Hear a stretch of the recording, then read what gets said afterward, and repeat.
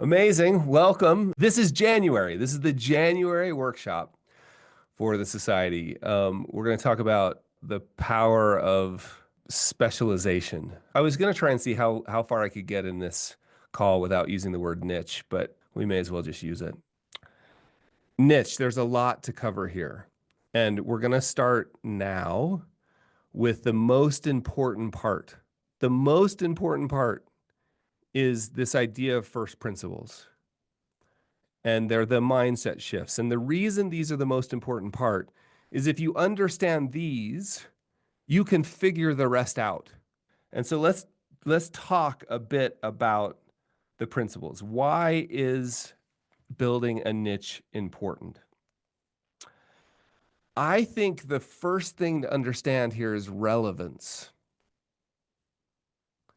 And I don't really even know how to approach marketing, quote unquote marketing, without having a niche, because a niche is the fastest way to be relevant in somebody's life, right? So the fastest way to relevance is to solve a problem. So this is sort of like, I'm just trying to explain to you how we arrive at niche.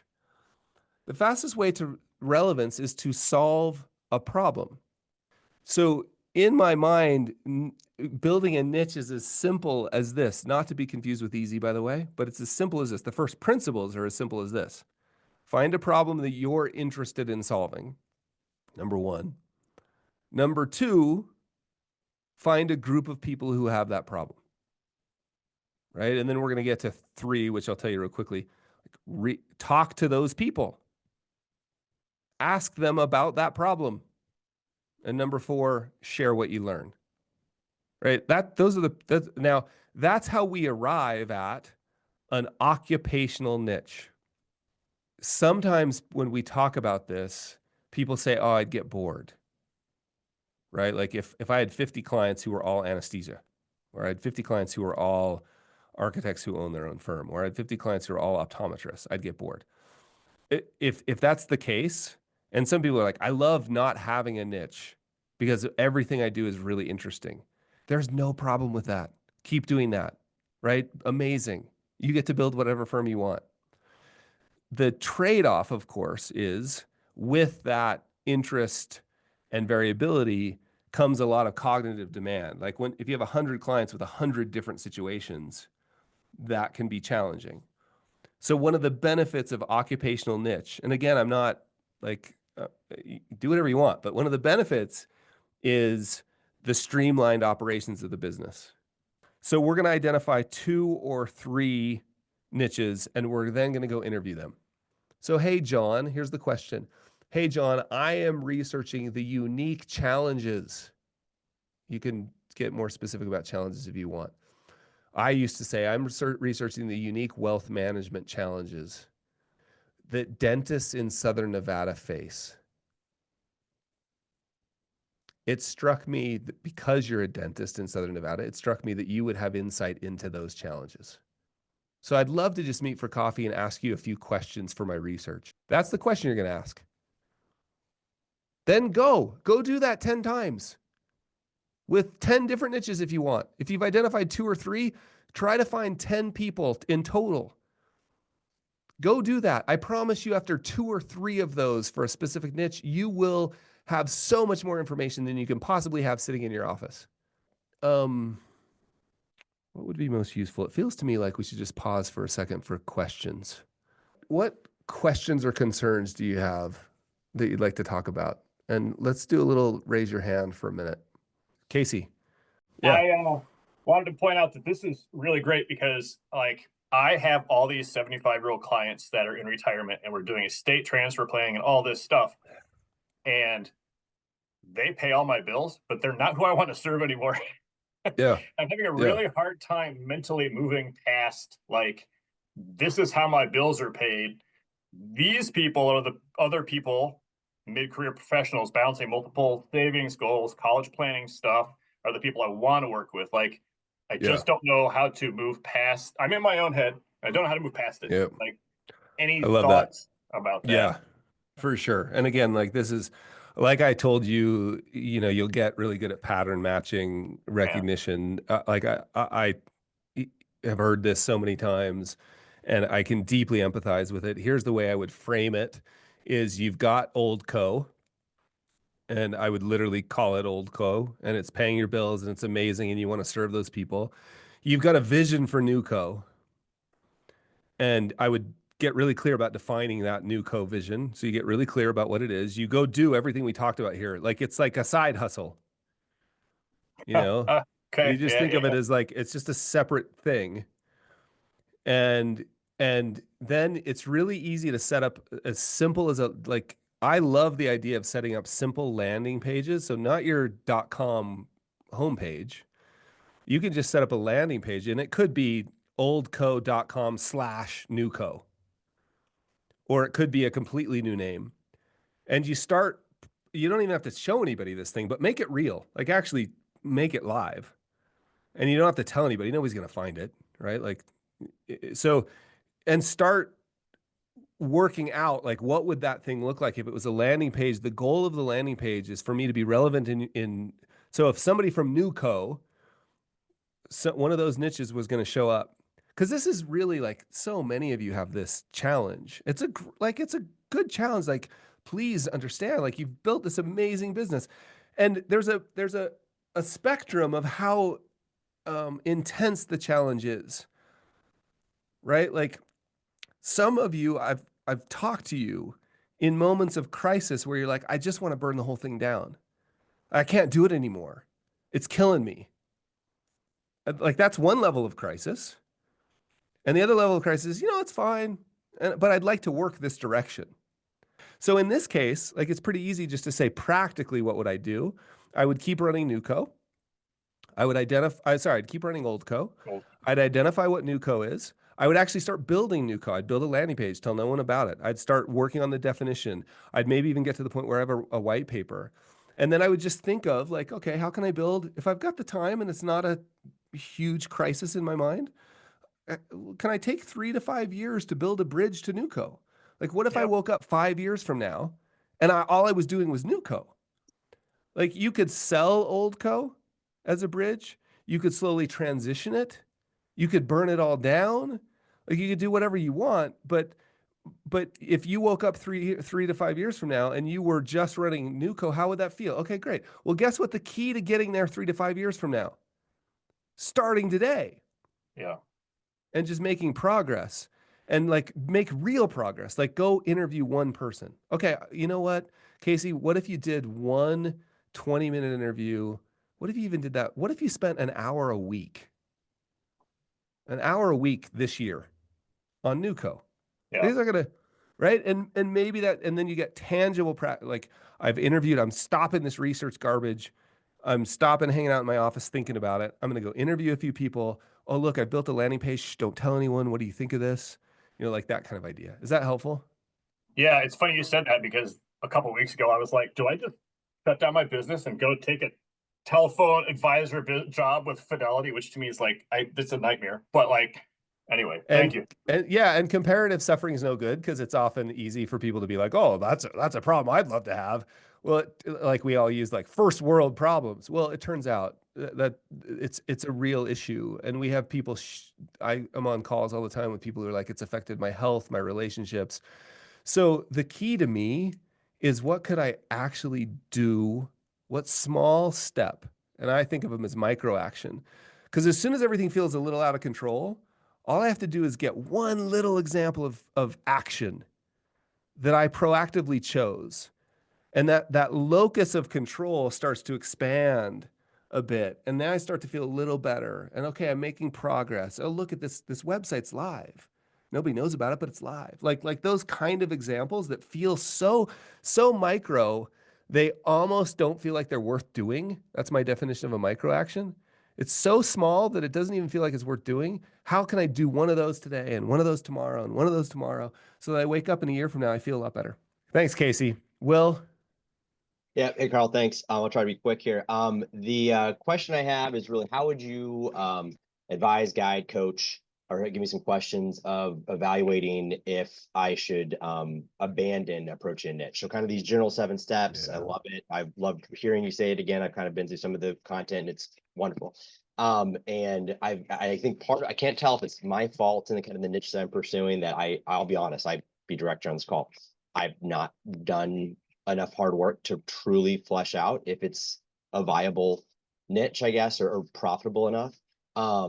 So it's like one of those things where I try to figure out how do I try to get a sense for if I should continue doing it. Because my fear, I'll get straight to the fear here. The fear is I do this for another year or two, 3 years, and I've picked up a couple people in the niche and I'm like, well, rats, there goes 3 to 5 years in that niche that I thought was super cool. But now here I am Yeah. 35 down the road and I should have probably bailed on this a couple years ago and pivoted to a different one. So just not sure if you have any other objective or Yeah. subjective to evaluate. Is it okay if I'm super direct for the Yeah. benefit of okay. So let's just pretend the first thing I would wonder about is like um it's one thing to sit and wonder whether it's going to work or sit and wonder whether it's going to be profitable. It's another to like actually go out and have some conversations. So where are you in that Yeah, process? so that's why again, me being direct too, like I think my sense right now is it hasn't been as profitable or successful, you want to call it, because I haven't done enough of that hard work. But I've done some. So I've reached out to some of the interviews. I put together some content. I've kind of done, I don't know if you call like 1 to 10 of like really crushing it with outreach and one being none, I've probably like 5 or less. So I think Yeah. I think that's why it hasn't produced fruit. Yeah. It's because Yeah. I haven't done enough. But so I think probably the answer of what you're getting at is I probably need to turn the dial up to 10 and then I'll probably have a sense whether it's going to work or not. Yeah. And that's Yeah, going on. I think that's the right, like I would take all of that thinking and that time and that worry and that energy and the cognitive load of wondering and I'd go do more. I'd just go interact with the world. One of the challenges is we often quit just about when it's about to turn. You know, Well, like if you that's look what at I'm like afraid a of. Like I'm afraid yeah, of you doing look at like a compound interest curve. You're like, this is boring, this is boring, this is boring, this is boring, this is boring, quit. And you were just at the, you know, the upturn of the curve. Or you might be, this is a stupid idea and it's time to quit. And the only way to know, like, Will, one thing I know for sure is there's only one person who knows, right? And it'll be you. And especially if A, trust yourself, B, get out and bump up against get enough reps. Because most of us are hiding. This is hardcore on the ground, face to face sort of work that like if we were in the sales industry, it would just be like if you're a tech startup, the most important thing you can do as the founder is sell. And by sell, all we mean is have interactions with clients, interactions with customers. Because then you'll find out we'd call in the tech world, you call this product market fit. Like, is there a fit between the product you're offering and the market you're offering it to? And product market fit's really challenging. So I don't want to downplay the challenge here, but the only way to figure out if you have product market fit is to bounce up against as many opportunities as you can. Yeah, that's perfect. No, I appreciate that. Thank you. Yeah. Yeah, let's take a couple more. Deb. Hey, Carl. I just wanted to ask about niching down. Like I've already established a niche with Christian and Catholic parents. That's what I've been doing content wise for many years now. But I'm just trying to kind of niche down even further into business exit planning for, Mm, parent entrepreneurs. And I'm just trying to figure out like how to go about incorporating that into the existing marketing that a lot of people already know me for without alienating, broader non-entrepreneurial parents, if that makes sense. yeah. Yeah. Any ideas? Yeah. I mean, I think the thing I would do first is question the idea of alienating. Mm, That's what I would do first. Because if you remove that question, then the answer becomes really simple. You just start writing about it, right? You just start getting, and well, I mean, I don't know, but I would challenge really hard the idea that it would alienate. Because mm, I think you'll find what I keep seeing over and over is it does the opposite. Hey, I know you only work with these people, but would you still be willing? You know, like that kind of idea. So mm, if you push on that, and this is what I think about when I'm talking about the first principles idea is like, if we can start to learn to question some of these assumptions we're making, suddenly we find out we might be asking the wrong question. We might be, and I'm not sure you are. I'm just saying you might be. Does that make sense? It does. Thanks. Yeah. Let me just see real quick what's going on here. It's because we should wrap up. Carl, if you don't mind, this would be very, how do you define your niche? Here's how I define my niche. The financial advisor niche. So there's multiple parts to my business. The Society of Advice is where all the financial advisor stuff happens. And I'm increasingly enjoying, and we're going to get more clear about this. I'm still working on it, but I would say it's something around financial advisors who want to make a massive impact and build businesses that are optimized for freedom. Right? I feel like I want to get closer, like solo or small, have to be in control and make their own decisions, so they can't have any excuses. And I'm working on that. But right now it's more about like, I'm optimizing for calm and freedom. I understand I can build a business that's optimized for calm and freedom and impact. So that's as close as I get on the advisor side. The other thing I want to be really clear about on my niche on advisors is I don't really know how to build big co. I'm not going to pretend. I don't really care. So that's why I get close to, like, I was a solo firm with a couple contract employees, right? Who built for me, an amazing lifestyle practice. I don't care how it compares to anybody else. And I'm never going to pretend like it was huge.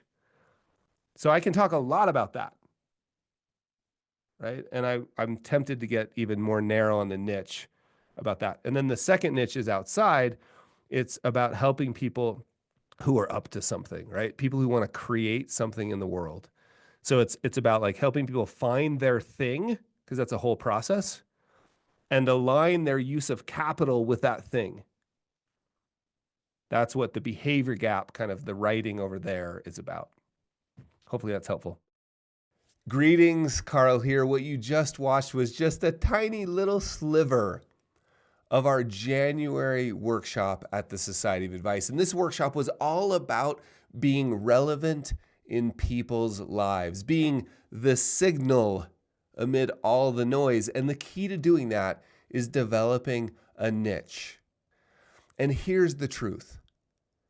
You want to change your life and your business? Do less. Do less, but do it better. And that's what we talked about in this workshop. Getting really, really specific. Understanding what our work does and specifically, who it was for. The goal of this workshop was clarity and practical next actions. Like, what could you do today to start down this road, right? And advisors just like you walked away with clarity on what they could do next, right?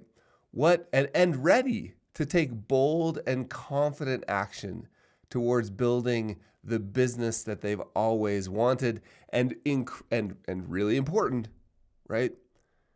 We did a bunch of spot coaching. Like, the hands just kept going up in this workshop, right? So there was a bunch of spot coaching. And I increasingly, one of the things I love about the Society of Advice is this feeling of support from a community of like-minded advisors. So here's what you'll get. What you just saw was a sliver. What you'll get by watching the entire 90 minutes is you'll get to watch all of that live coaching. Now, first you'll get the 3 mindset shifts that we need to make and the 7 specific tactics to building a profitable niche, right? How to identify a niche that aligns with your values and your strengths. Why narrowing your focus will help you grow your business, and side benefit, maybe the primary benefit actually, simplify your lives. And you'll also get the practical next steps. We actually even prepared a workbook that you can work through yourselves to find a profitable niche. That's what you'll get in this month's workshop. But here's the cool thing about the Society of Advice. We do this every month, right? Every month we have a workshop where we focus exclusively on addressing financial advisors' most critical challenges. If you join the Society of Advice now, you get to watch the entire recording, and you get the workbook as well of this month's workshop. Now, this is only available for a limited time. We only keep these recordings up for 30 days. So if you join now, you can get access to this workshop. And here's one thing I want to make clear. When you join, your first month is free. And I want to be clear about something. This is not a sales trick. It's simply because I still don't know exactly how to describe the value you get. And to be honest, I don't want you to rely on me, right? Don't take my word for it. Come and see for yourself. That's why your first month is free. And if you like it and find it valuable, like the hundreds and hundreds of members of the Society of Advice, you'll stay. If you don't, you cancel. And high fives or hug next time we see each other. It's all good. So go to thesocietyofadvice.com now and join so you can get access to this workshop. There's a reason we did this workshop in January, right? To set advisors up for a fantastic year of simplified, clarified, calm growth. And we'd love to have you join us. Cheers, my friends.